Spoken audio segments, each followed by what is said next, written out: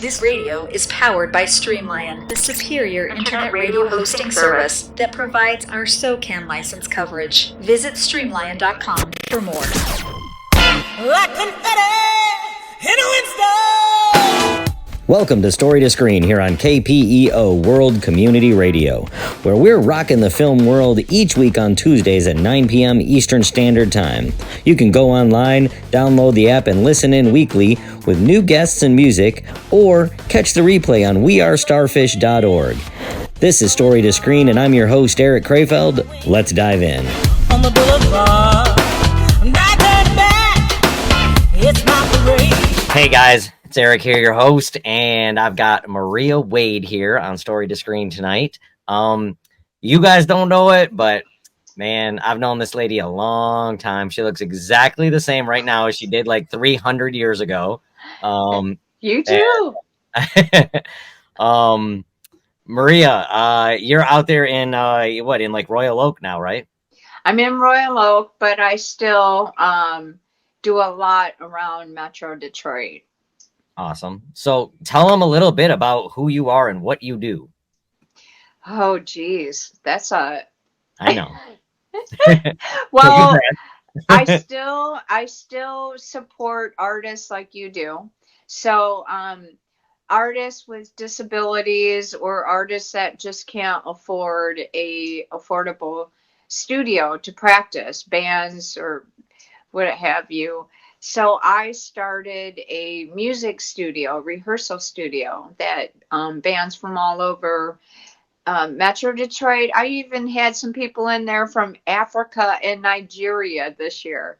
Nice. So bands that are just starting out or older bands that are just going through and they don't have a budget to rehearse in a fancy studio, they come to mine. Nice. What are I know I saw a couple posts on your Facebook before. What are your rates like for that? Too cheap. It's $30 an hour and it's fully serviced. PA, guitar amps, drums, you walk in, you plug in. That's the way it is. And then some of the bands that practice 2-3 times, because it's 24 hours a day, 365 days a year. So if you want to go in on Christmas, you can schedule if it's open. And so it's open 24 hours a day. And for bands that do the monthly, like they're a lot, I only charge $150 for a whole month. Wow. And that's it's got amazing. free internet, free everything. That is amazing. Thank you for that, because I mean, that is one thing that is very difficult for musicians to do is, you know, there's a lot of solo musicians out there, and they need to be able to team up with people, collaborate with people, go somewhere that they can work on stuff together. And there's very few of those places left. I mean, you know, coffee shops. Actually, I'm one of the last in. I am, as far as affordable, the last in Metro Detroit. I believe like it. Mine. And yeah. It's for solo artists, single artists that are by themselves. It's half that a month. Wow. And, you know, granted, I'll say, you know, COVID probably shut a lot of that down, because COVID really wrecked, you know, a lot of stuff. Everybody knows it. And that was one of them, because it required people to be in a small space together where, you know, and then of course, when they couldn't do it, then there was no money coming in, and those places just had no alternative but to shut down and walk away. Well, I can't even believe I made it through COVID. You know, I don't make, the studio pays for itself. I don't make a profit. It's more of a non-profit. People with disabilities and mental illness, I work with them through music. Right. Well, and so this whole show, you know, what we do is, you know, we have a nonprofit, a 501c3 called wearestarfish.org. And the whole purpose to that 501c3 is to reach out to people, and through musicians, through art, through filmmaking, through all of that kind of stuff, because we believe that is one of the most powerful creative forces that we have here, to really help people heal. So whether it's you're working through illnesses, you're working through disabilities, you're working through negative vibes, you're working through, some kind of childhood trauma, whatever it is, man, like being able to go to a space where you can creatively just unleash. There's something about that process that just. Well, that's also what I do for a living now. I'm what you call a peer support specialist. Man, there I go, trying to get rid of the notifications. So I'm a peer support specialist. There's not very many people of us in the United States, but we are considered through all the Department of Human Resources one of the most important jobs. And what we do is we peer support people with mental illness and disabilities. We have groups. We meet with them one-on-one. I go to their houses. I take them out, get them through their trauma as best as I can, help them learn new skills. It's a whole team of us that work together to help. We were just talking about that. We had a meeting today. So we have creative writing, video, it's music. I have to come up with a writer's program, but I haven't yet, but I will. Writing music. So I do that on the side voluntarily. One of my students, for the first time, she started when she was 16, but she's releasing her EP finally after 2 years. Wow. In the studio. So everybody that I do music with, or because I'm also a vocal coach, I get them in the studio and record, and I work with them to write their own music and their own songs. Well, and that's, through the foundation, that's one of the things that we're now starting to actively do, is reach out and partner with people like yourself, where we can, our focus is a lot on, especially kids aging out of the foster care system. And people hear me say it every single time on every single show, and I don't care. I'll say it again and again and again and again. Which is just that out of everybody in this world that has to deal with something, my heart is just deep into the foster care kids, because I feel like it's hard enough being a kid in this day and age, in this world. It's hard enough being a kid, but then being a kid that doesn't get adopted, that doesn't have a home, that doesn't have a place that they know they belong, and they enter into the adult world without a mentor. I feel like that has got to be one of the most difficult things you can have going on. And so we try to partner up with people like you that, between the music, the writing, just all of it, the creative energy, and let them team up with you so that they can begin to produce things that are creative, that allow them to work through that traumatic situation and bring something to life. Some of my students are 89. I've had students as old, Sure. Because some people take a long time to heal.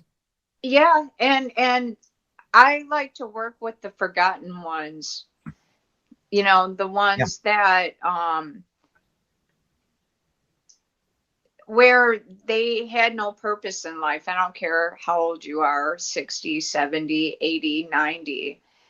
And you want to put out, even if it's that one song, I'll work with some. And sometimes when people don't have money, I get donations and donors that will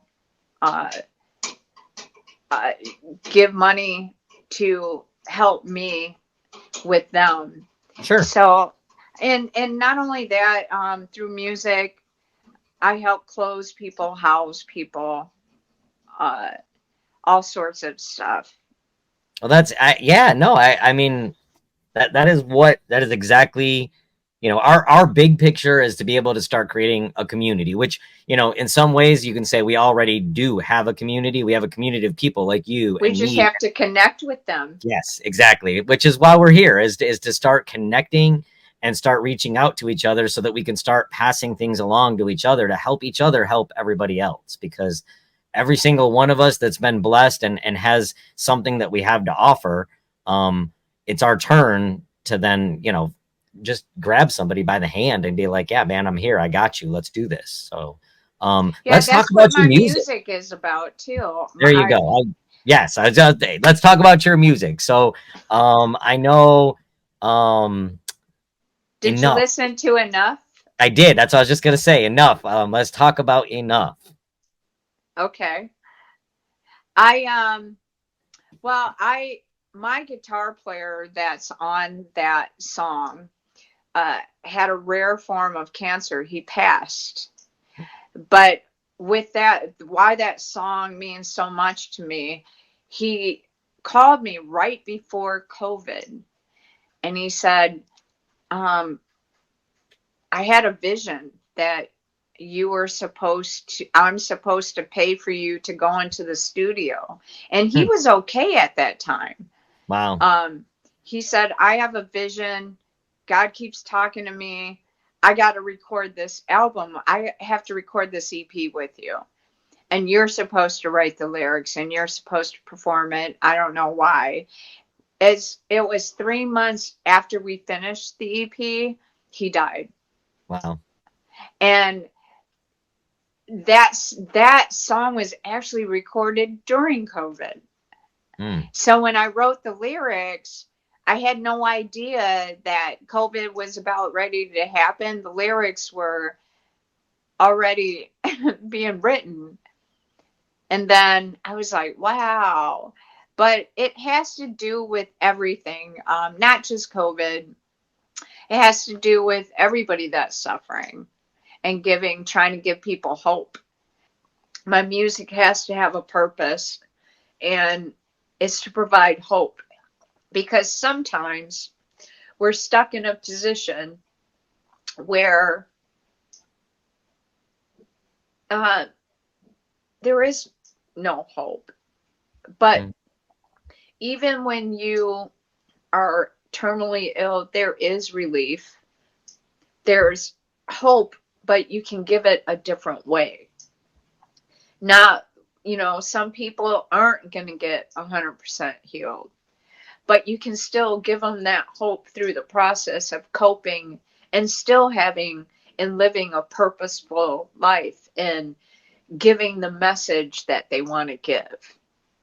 Absolutely. Even through pain. So a lot of what I do is assisting those that are terminally ill and don't have that long for this world, as well as because they can still live a meaningful, purposeful life. It's just not going to be as long as the rest of us. Right. So I try to do it on all levels, providing music and my music, providing hope. And then I don't know if you notice that there's talking. So I am transitioning and making my music a inspirational speaker as well, because I'm getting old. You are not. I'm not. I can't, get that hit record, and I'm not Taylor Swift. I love Taylor Swift. I love a lot of artists, but you hit over 50, you're like, you gotta think logically. Yeah, so, I mean, but like our motto, because each one matters, like what you're doing. I mean, if you touch that one person the right way at the right time, it changes their world, and that will have a ripple effect and change many worlds for generations to come. So that's what I'm hoping. Even if it's not 1 million people, even one person is like 1 million people to me. Well, hey, I mean, we could pick the big ones and just be like, I mean, imagine the world without an Einstein. Imagine the world without a Taylor Swift. Imagine the world without Elvis. Imagine the world without, just pick any one person. Imagine the world without them. It would be a completely different place. Everybody here has a purpose. Everybody here has a blessing. And if we don't help each individual person, then somewhere along the line something's gonna get missed, and that's just, it's unacceptable to me. Well, yeah, and I market myself as a professional voice finder, but it's not just singing. It's just you. Just being. Being you. Learn, encouragement, motivation to be the best version of you. Finding Amen. that voice, But Yeah. that's my goal with my music, and Enough is all about that. Awesome. Well, we're going to jump out. We're going to take a listen to Enough, and then we're going to come back and talk a little bit more. So we'll catch you on the flip side.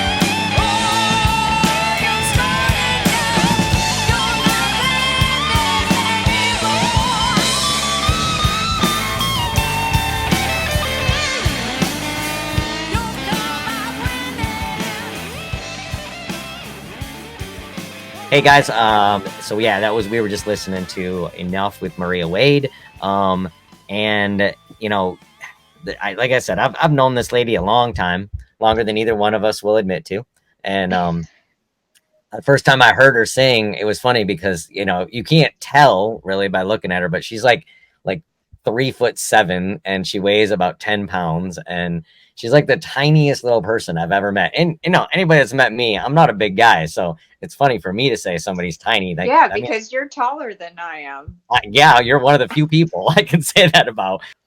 And you opened your mouth, and I was like, "What is that?" That is like some other person. Like she's brought in a recorder. I didn't know what happened. I just had to stand there in awe, and and just I mean, you've got an amazing heart, amazing talent. Yes, I'm one of those people that's kind of shy and quiet, and then I get on stage. Boom, boom. That's all you can say. I love the stage. I love it. I love it. I mean, you step up there, and it's just like boom. This is where I belong. And well, it's the one place where I feel I can be me. Sure. Because I feel like I'm wearing a mask. Yeah. Around my friends and family sometimes, but I get on stage, I can just let it all go out and say, "Here I am." Oh, well, that starts it right there. Then, like, we're gonna talk about letting go, because we got that song too. So, I mean, was that like a little sneak peek into letting go, or did letting go have something? Where'd that one come from? That song was actually written for a musician it was written for his wife. God, I don't want to make this sound like a Debbie Downer, but he used to come to my open mics all the time. He actually committed suicide. And so that song is to remember the goodness of them. Don't remember the that you're able to let go if you think of the good things. I know it's hard to, to not see that person smile or talk, but that song is just about letting go and knowing it's okay. Sure. Well, and I think that's an important part about, the experience of music, is that you can take something that is difficult. You can take something that is maybe dark or trauma, or, you can take that stuff and you can showcase the beauty in people through it. Which, it's why we love the creative arts so much. That's why, with We Are Starfish, that's our whole platform is, use whatever creative, and I will admit, like, I think everything is a creative art. I look at a mathematician and I go, man, the way you play with numbers is creative. Oh, yeah. Well, A mechanic. Math is art. Yeah, a mechanic. Watching a mechanic, like when they really, like, I mean, I've got a friend, I call him the car whisperer, because he can, like, just walk up to a vehicle and just stand there in front of it, and it's like the car is talking to him, telling him what's wrong. And I feel like when we do find who we are, we find that spot in us, like that's where that art just comes alive. And I don't care what it's from, like there's an art to it all. So yeah, I believe that every human is an artist, all of us. Yep. And that we create our world with our tongue. Whatever we say we are, we are. We are influenced, I believe, is what I believe. We are influenced by our environment and the world around us and what people say about us.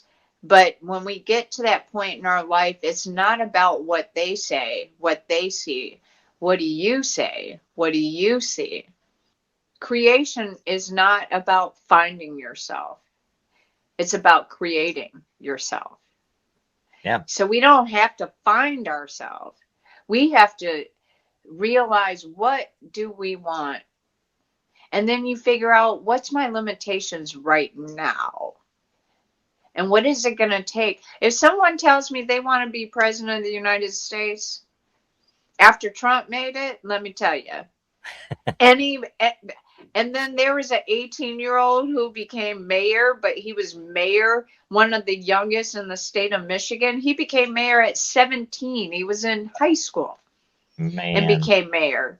So it doesn't matter to me. And President Biden, he's got a speech impediment.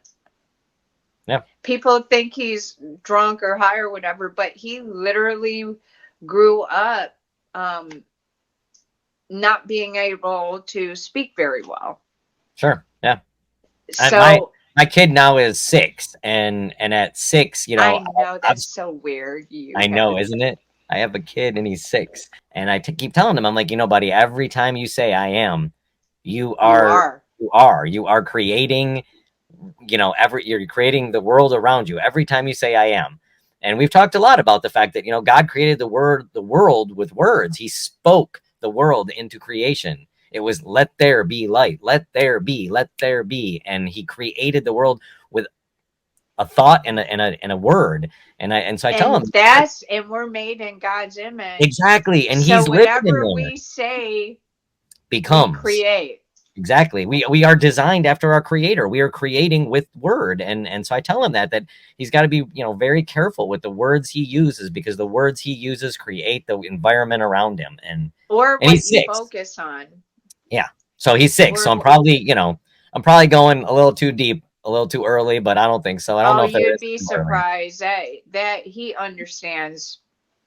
He's in fact, as we age, I think we all understand. I mean, there's things that kids say to me that are 4 and 5 because I didn't really like teaching kids that were 4 and 5, but I did because some of the things that they said.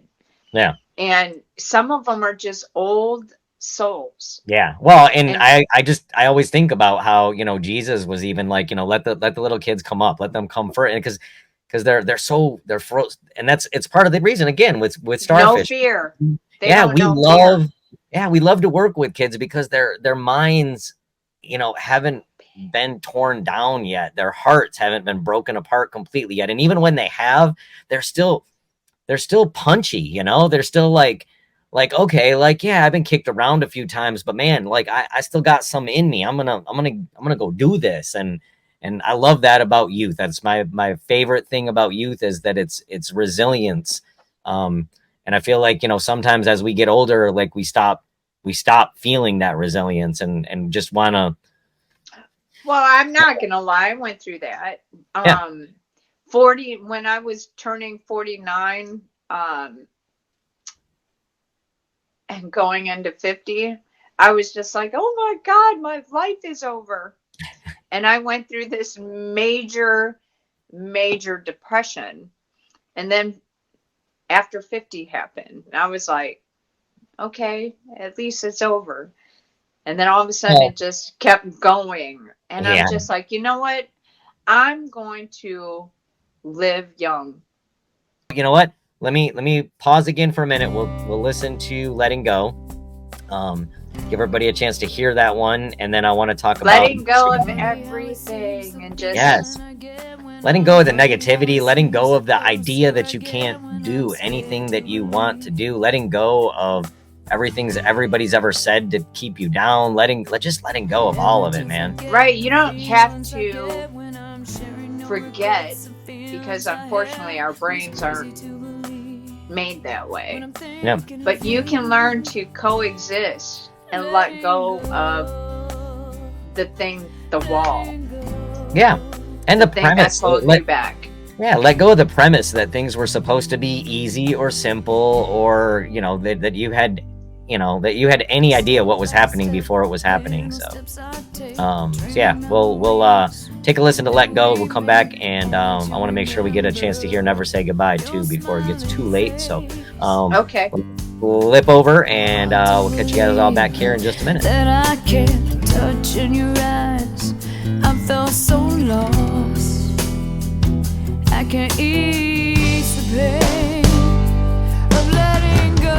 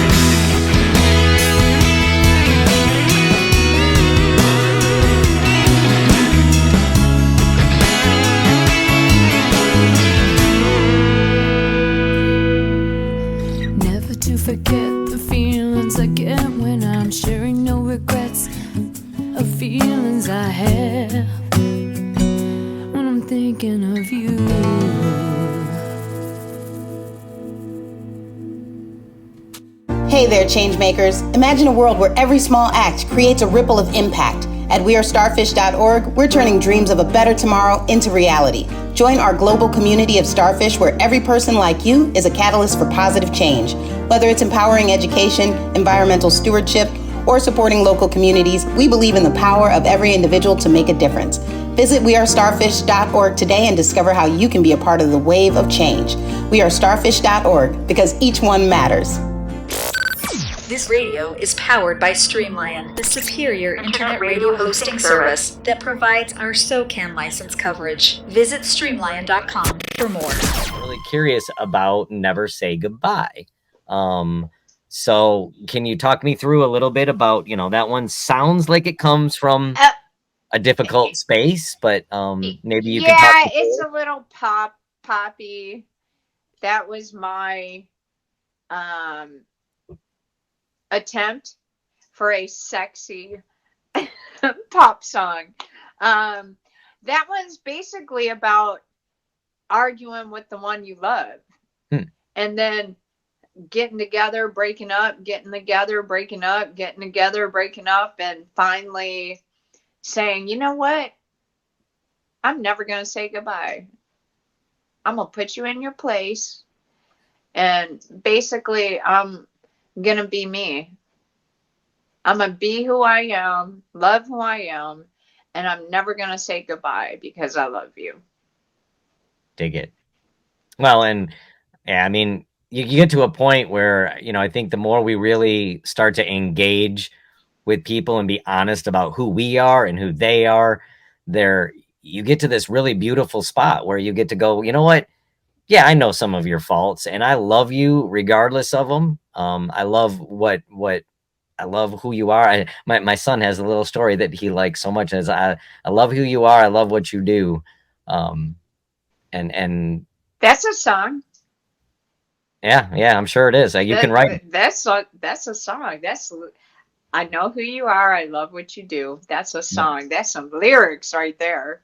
Right, there you go. There's a nugget for you to start with. That'll be your 2024 hit. Okay, I'll give you your son some credit. Okay, yeah. Give Archer some credit. And if you notice the difference between each song, that's why I picked them. Yeah, they're enough is like rock, like in your face. Letting Go is more laid back and la la la, pretty. Mm-hmm. And then you've got Never Gonna Say Goodbye. That's kind of sassy. Yeah. So I'm a little bit all over the board, but I guess just wanted people to see that you can be whoever you want on paper. Yep. Amen. And I'll drive home that point one more time about just being who you are and loving who you are and working through who you are. The creative arts are a great starting spot for all of that. We'll definitely reach out to you more now that I know you got that space there. There's probably some people in that area that we can help. Even for you, because there's free internet there, even for you. If you want to come in and interview people in the area, no charge. True, because internet is my nemesis. You can come in and you can interview people there, and that's what some of my other artists, they do their Instagram, Facebook Live there. They record their videos there. I just had a band, 314-3148 is what they're called. Okay. And they started out at my studio. I gave them a shot. And now they're top 100 on the college charts. Nice. They just climbed right up so for you, I guess I was saying if you wanted to interview people or have some kind of shop, video shop, there's all kinds of space in my little space. No, I will definitely stop by. I'm going to take a trip out there. I don't know. I know there's a Michigan trip coming that I'm not going to be like, hurry up and get there and hurry up and leave. And I will definitely reach out, get in touch with you, and come see your space and stop by, take some pictures, play with some video. I don't know, do whatever happens. So, how do people find you? So before we get going, I want to make sure everybody knows how to find Maria Wade and the space, whatever the space is called. So help me out here. Tell me how to find you. You can just Google Maria Wade, and then /Music Factory. Music Factory, okay. Or Maria Wade Vocal Coach, but just my name, MariaWade.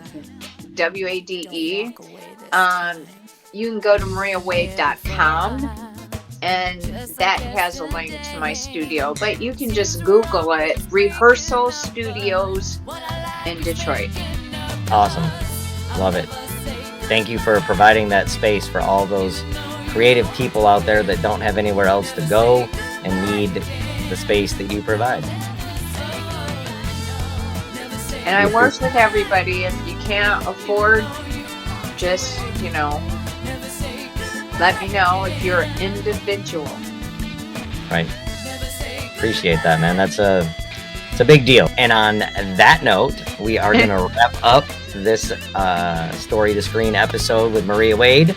I want to thank you guys for joining us. Catch us every Tuesday. If you missed the live show on the radio at KPEO, don't forget, you can always catch it at wearestarfish.org.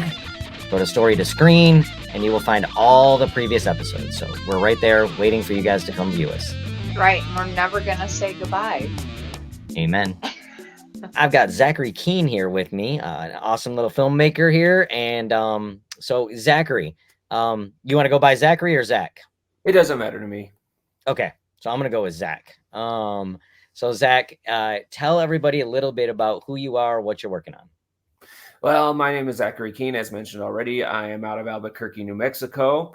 I've been a filmmaker since 2004. I only recently updated to digital technology. I used to use a Hi8 up until 2016. I'm a director, actor, special effects artist, comic book artist, as you can see some of my special effects right here. And I'm currently working on a sequel to my 2022 feature film, Tales of the Unnatural. Love it, love it. So, filmmaking, a lot of people look at it and think, oh, that's really cool. That's really fun. And it is. It's cool. It's fun, no doubt. But it's also a lot of work. Yes. What drove you to digging into filmmaking? I first saw Godzilla King of the Monsters from 1956, and I noticed how they were doing all their miniatures. And as a kid, I would always build, I think the word is maquettes, or little miniatures and stuff like that. So I was like, wait, I could do that. So that's how I got into filmmaking. Love it. That's interesting angle there. Do you find a lot of storytelling ability in what you're doing? Are you more into just the visual side of it, or do you find a lot of the storytelling aspect interesting as well? I do find the storytelling aspect very interesting. I do like predominantly visuals, and in some instances the story will take a backseat to the visuals, kind of like a Lucio Fulci kind of scenario. But I do spend quite a lot of time working on stories and stuff. Sometimes it might take months or maybe even a year before the product actually gets into production, because I'm trying to get the story worked on down to the finest detail. Sure. And are you doing your own script writing and all that as well? Yes. Okay. Do you ever bring in scripts from other people?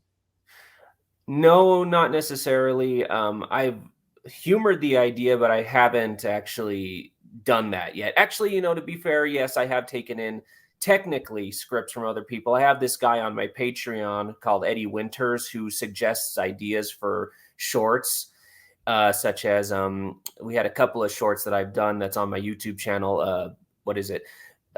Explosive Results and Labor Pains, as well as some of the transformation videos that I've done, are ideas that he came up with and asked me to do.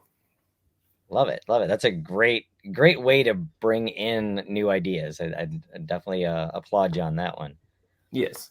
Yeah, he commissioned all those ideas. So, and And sometimes it might take a while, but yeah, he commissioned all those ideas.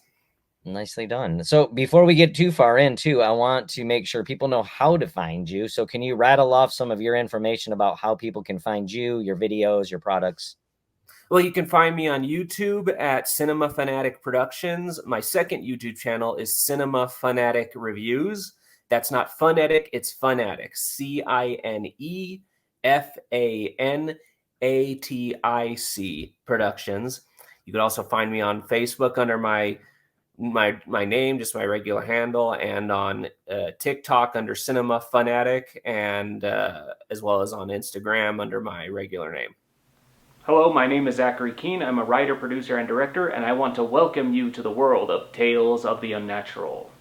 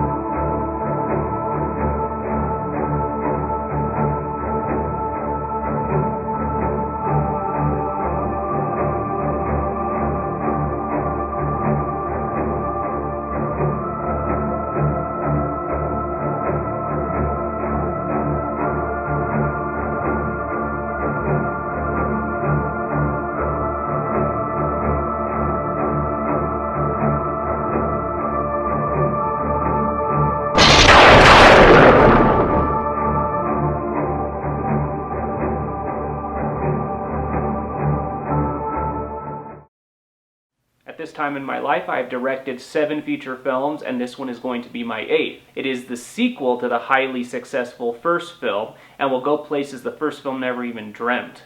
The film itself is a throwback to the anthology films of the 80s, such as Creepshow and Cat's Eye, and it has something that'll titillate everyone, with blood and guts, chills and thrills, and maybe even a little laughter. Some of the ideas that we have for this film are a creepy creature in the attic, a homeless man haunted by his own hallucinations, and a strange creature that comes knocking at your door in the middle of the night. If I was to give a comparison, I would say the film is a cross between Sam Raimi and Peter Jackson. So will you help contribute? Some of the perks for this campaign include signed DVDs and posters, thank yous in the credits, and even digital copies of the movie.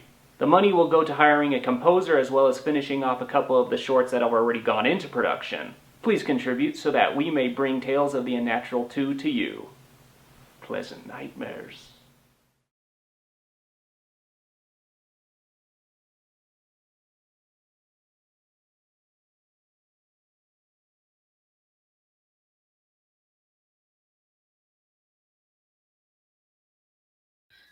All right, back from that, and thank you for providing that for us, Zach, so we get a good chance to really see your work. And so, yeah, obviously, for those of you that want to reach out to Zach, you got all the information there to find him.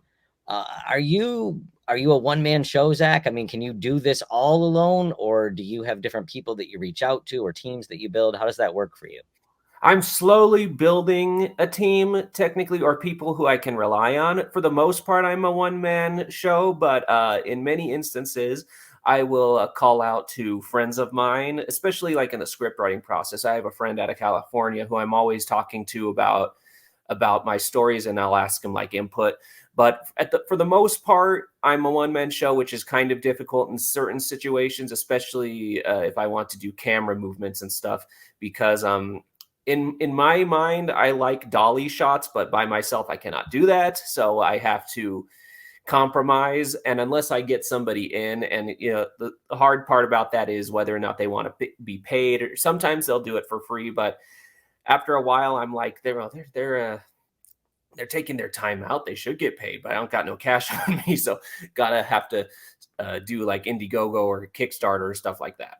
Sure. I think that's always, one of the difficult parts of being an entrepreneurial filmmaker is that you've got to find a way to fund yourself and still find the time to build what it is you're building and do what it is you're doing and find teams to work with. And it's a lot of work that a lot of people don't really understand how much work goes into things. And it's great when you can find people to work together with you, which is part of the whole purpose behind this show, is that number one, we look to help you team up together with musicians specifically, because as we all know, every single film out there, unless you're doing a silent film, which most people aren't these days, unless you're doing a silent film, everybody needs audio underneath their film.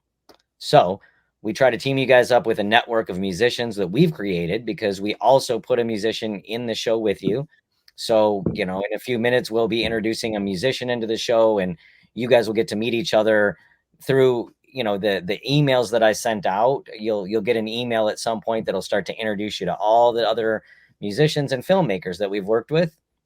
And you'll be able to reach out to those people, so that when you're working on something, you can go, hey, I really like the way Maria Wade's music sound, or I really like the way PBM's music sounds, or maybe you really like some German stuff from Rudy, or you'll be able to reach out to those people and say, hey, this is Zach. I was on Story to Screen.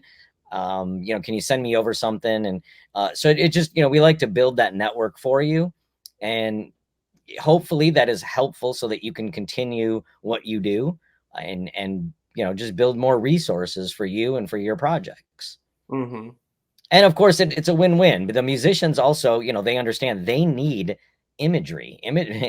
Musicians, when they go to put out their stuff, they need cover art, they need music videos, they need all of this stuff to go along with their amazing music. And that's where, that network, pays back, is now they can reach out to you and say, hey, Zach, man, remember when you used that song of mine? I'm glad you liked it. Cool. Great. It looked awesome in your movie.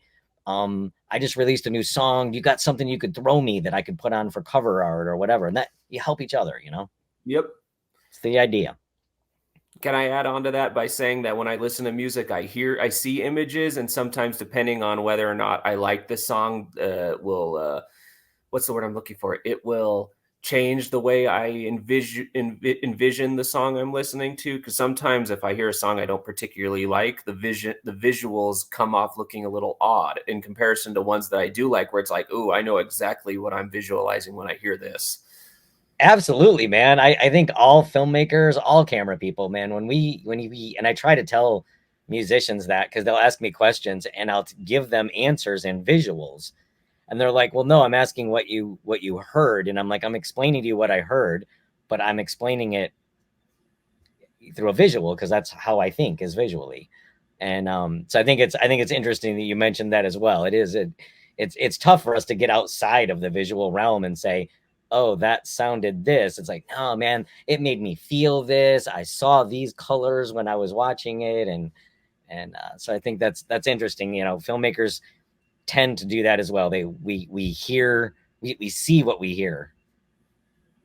Yes, 100%. I would say so. I think I got that idea from the Deadpool, interestingly enough, the Clint Eastwood Deadpool movie. There's a scene, I don't remember. It's when the killer, who's pretending to be a director, says something about being able to visualize something with either music or scripts. I don't remember. I was like, that's kind of an interesting thought process. Yeah.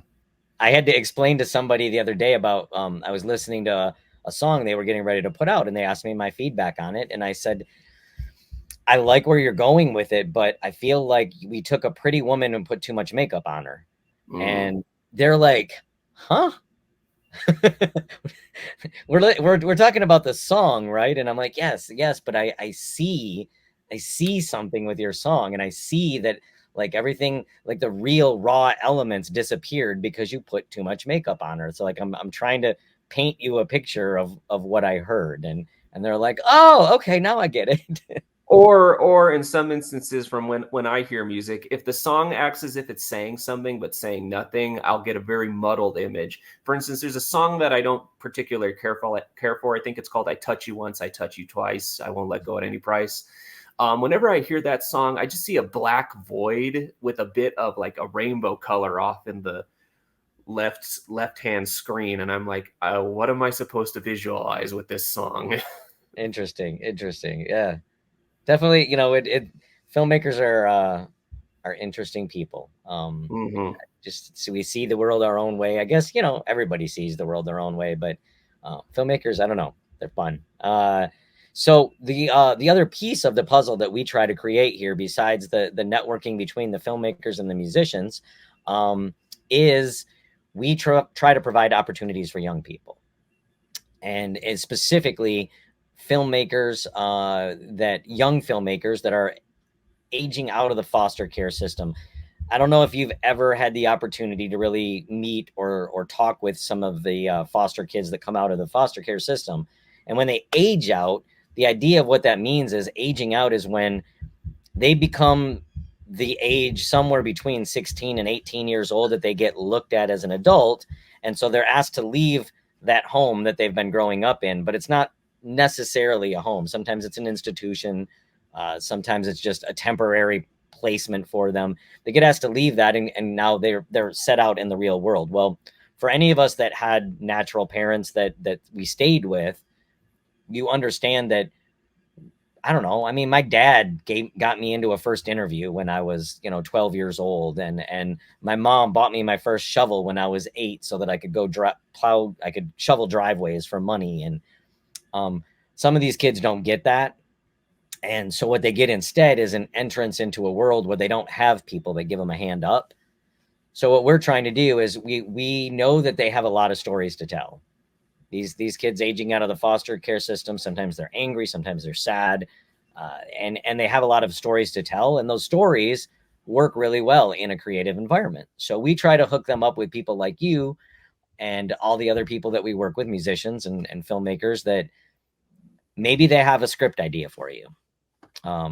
Maybe they could help in some matter with what you're doing that would just make your world more fun and their world more interesting. So, And go ahead, sorry. No, I was going to say, well, do you see a spot inside being a one-man show with building, what you're building?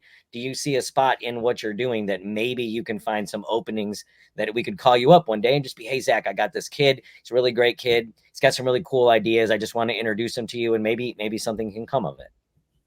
I could see that, because that's something that I've often thought. Like, if I ever make it big at any point, I would want to bring in as many new faces as possible to give them an idea of what it's like to actually be on a film set. Like, even though I am not like 100% a professional, I'm not a professional in any aspect at this moment, at least. I was thinking, if I ever had that option, I would bring in people who have never had that chance before, just to give them an idea of what it's like to be on a film set, so that they could see, so that they could learn. So yes, I do see that being a possibility. Yeah, and it's, there's a cool thing that happens on a lot of sets, at least the ones that I've been on almost always. There's usually a few people at least that you gravitate with, and you lock arms with, and you move forward on other things with. And they become almost like, we actually tend to talk about it like they're our film family. And, Yeah. I just think it's an, I don't know, it's a cool environment that you get to really experience the way other people work together. And when you do that, I don't know, just neat things happen, man. You meet other cool people that you're like, hey, we got a lot in common. We should do this more often together. And it's fun. Definitely, 100%. Right on. And so we want to be able to, just invite more people into those film families that we all tend to create over a period of time. So is there anything right now that you're in the middle of, anything you're working on that you can even, give us a little sneak peek into, things that you're playing with? Or I did send you a video. It says opening to, I think it says opening Tales of the Unnatural Knock Knock opening, I think is what I sent you. Okay. Tales of the Unnatural Knock Knock opening. That is the opening segment to a short I'm currently in production on. Love it. All right. Give us a little insight on what you're doing there.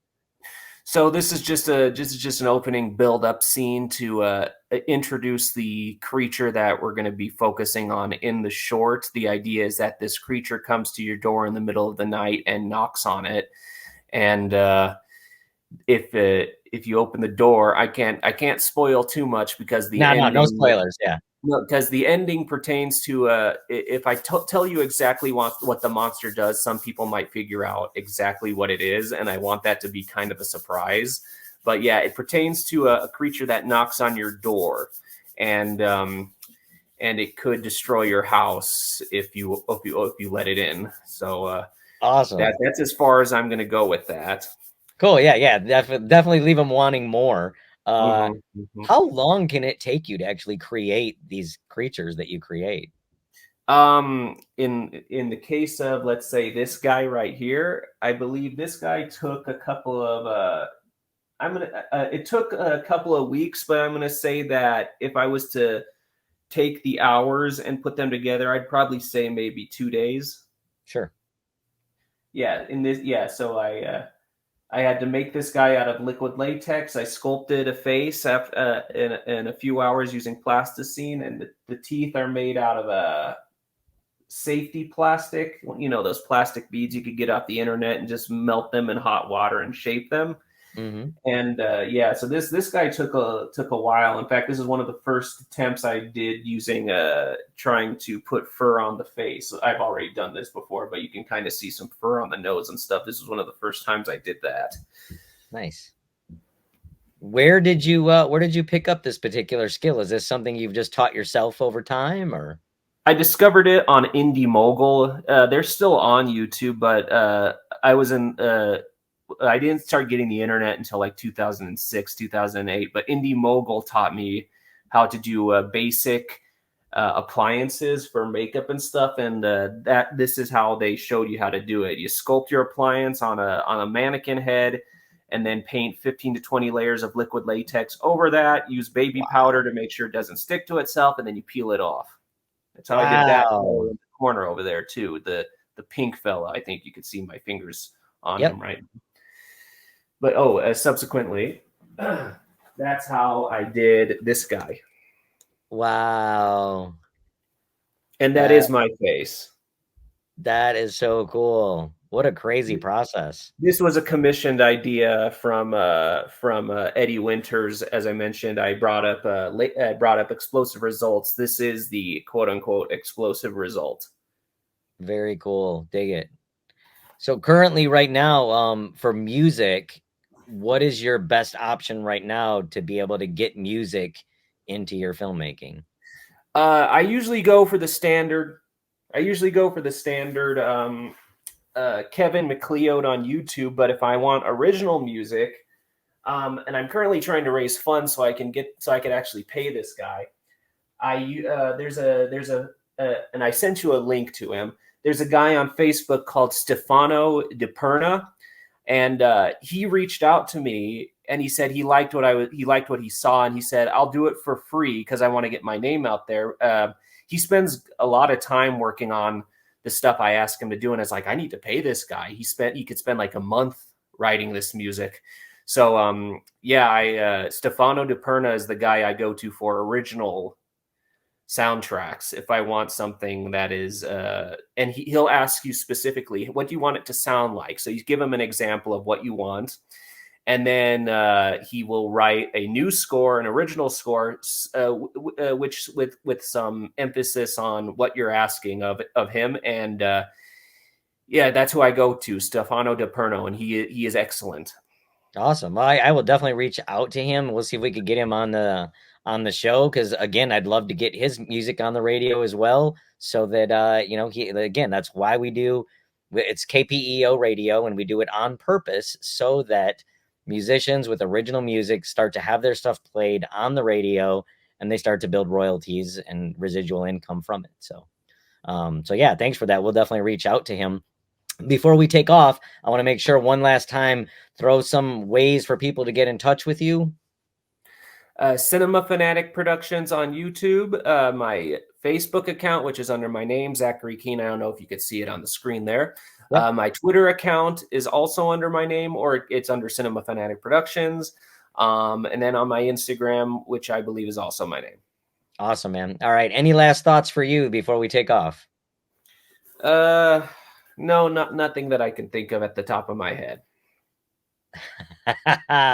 Nicely done. Nicely done. That is a good looking head there. Have you seen Mystery Science Theater 3000? I have seen pieces of it. I very rarely ever watch anything completely. Look up the episode Monster A Go-Go. That's who this guy is. Got it. Love it. Nicely done, Zach. Well, I love your work. I love your commitment to your art and your craft, and you obviously have a good time with it and enjoy it. But it is a lot of work. So, everybody keep that in mind. These guys put a lot of time and effort into what they do, and they create some really fun things for us to all enjoy. So when you get a chance, stop onto Zachary's pages, take a look at it. And make sure you like, you subscribe, and you follow him so that he starts to get credit for the kinds of things that he works on all the time. SOCAN license coverage. Visit and again, thank you, Zachary, for being here with us. And we will catch you guys next time. Story to Screen every Tuesday, 9 p.m. Eastern Standard Time. It's been an honor. Thank you, Zach. Give it up, yes, I'm ready. Give it up, feel the flames. It's bound to beat you. Beat you at your own game. Thanks for spending some time here at Story to Screen on KPEO World Community Radio. I'm your host, Erik Krefeld, and we're rocking the film world every Tuesday, 9 p.m. Eastern Standard Time. You can download the app or listen live, or catch the replay at wearestarfish.org, because each one matters. Catch you next week on Story to Screen. Keep supporting film and music. It's the story we tell that matters.